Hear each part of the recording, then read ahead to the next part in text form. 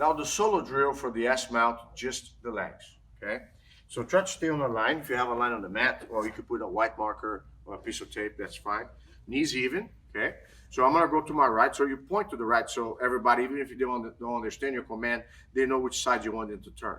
So when they turn, all they're gonna do is like post the knee up, or point the knee out. Now bring your knee back down.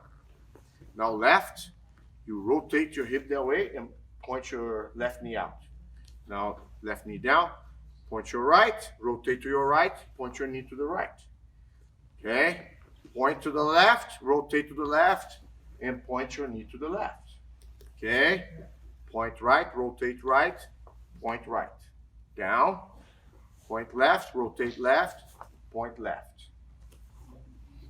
How do you adopt the whole thing using your hands? So everybody's gonna start towards the left, okay? Everybody towards the left. So starts flat. Now, right hand in the middle, left hand out. You're gonna rotate and do the same exercise, but as you do it, bring your knee forward. Okay, one more time. Knees down. Okay. You're gonna start moving your hands and rotating, and as you rotate, keep the toe on the ground and slide your knee a little bit and keep repeating. Right there. Good. Knee down. Good. One more time the other side. So here, I'm going to keep my hands.